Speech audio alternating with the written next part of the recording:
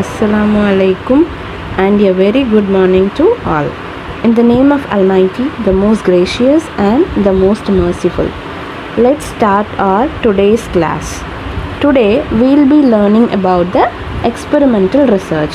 In the last class we have learned about the non-experimental research methods, and today we'll be learning about the experimental research and its types, which includes true experimental research and quasi-experimental research. You already know that the correlational research can help to establish the presence of a relationship among two variables, but it does not provide any reason to believe that variables are causally related to one another. How does one find out the characteristics or behavior or events are related in such a way that the relationship is a causal one? How can we find out an answer for this question? Like, there are two types of research that can answer this particular question. First one is true experimental research and second one is quasi-experimental research. Let's begin with experimental research. Experimental research is a type of study designed specifically to answer the question of whether there is a causal relationship between two variables or not. Okay, and the experiments have two fundamental features. First one is the researchers manipulate or systematically vary the level of independent variable. The different levels of independent variables are called conditions. Okay. The second one is the researcher controls or minimizes the variability in variables other than independent and dependent variable.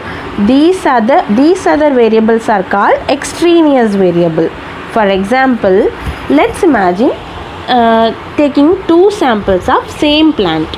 Okay, now we are going to expose one of them to sunlight and the other is kept away from sunlight. Okay, let the plant exposed to sunlight be called as plant A, and the plant which is kept away from sunlight is called as plant B. If after the duration of research, like after the particular period, we'll find out the plant A grows and plant B dies. Okay, even though they are both regularly watered and given the same treatment, but only one thing we didn't give to plant B is sunlight. Therefore, we can conclude that sunlight will aid growth in all similar plants. In this particular study, sunlight was taken as an independent variable.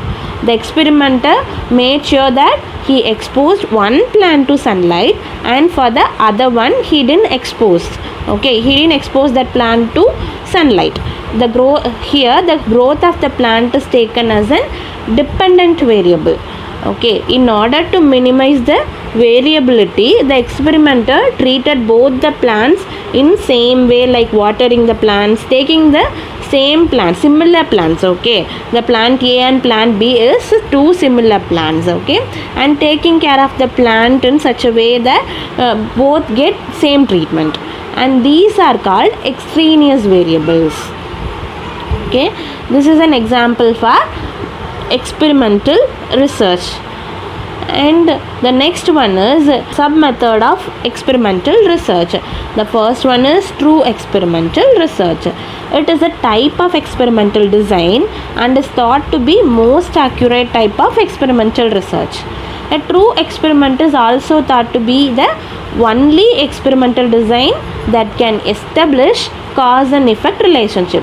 So what makes a true experiment?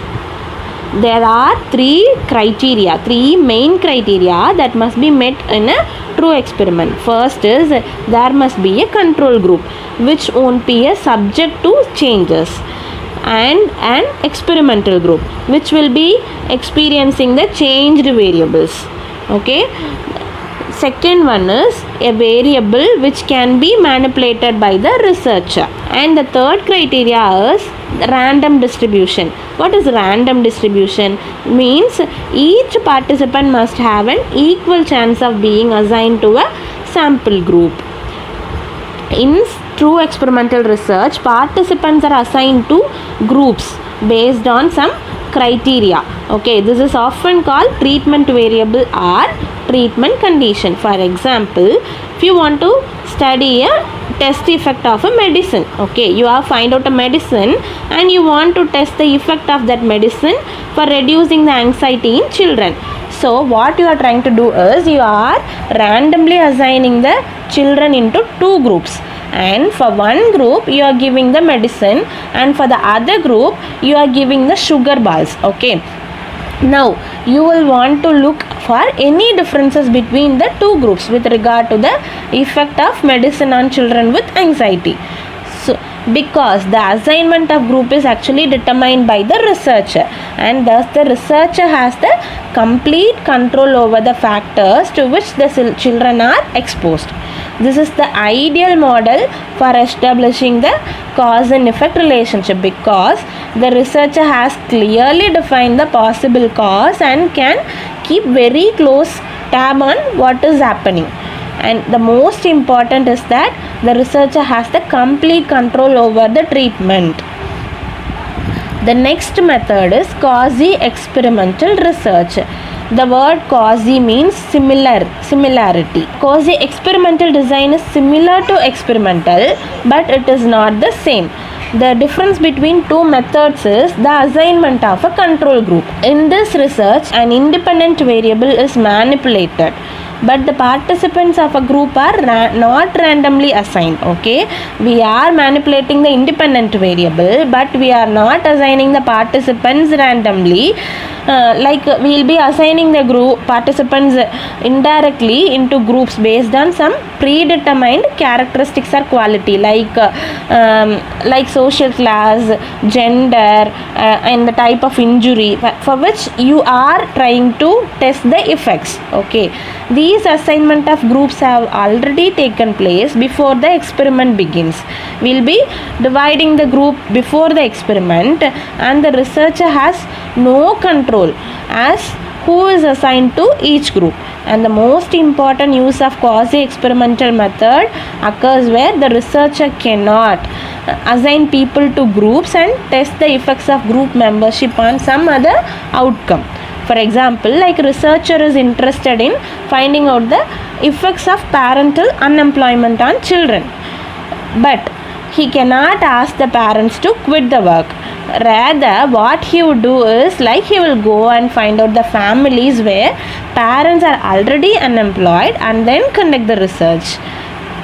This is an example for quasi-experimental research. Quasi-experimental research is also called post-hoc or after the fact research, because the actual research actually takes place after the assignments of group. For example, like employed, unemployed, or malnourished or nourished group, male versus female. Like this we will be assigning the groups. And because the assignment has already taken place, the researcher has a high degree but not the highest degree of control over the cause of whatever the effects are being measured, as the groups are not randomly divided.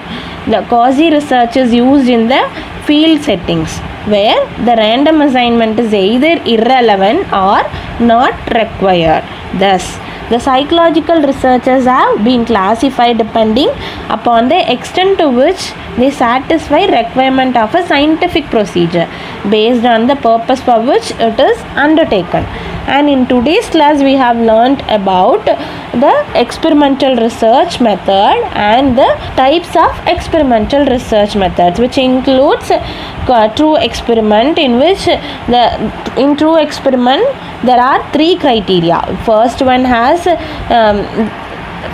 is it will be divided into two groups, like control group and experimental group, and the manipulated variable will be there, and the sample will be randomly assigned. And next research method is quasi-experimental research.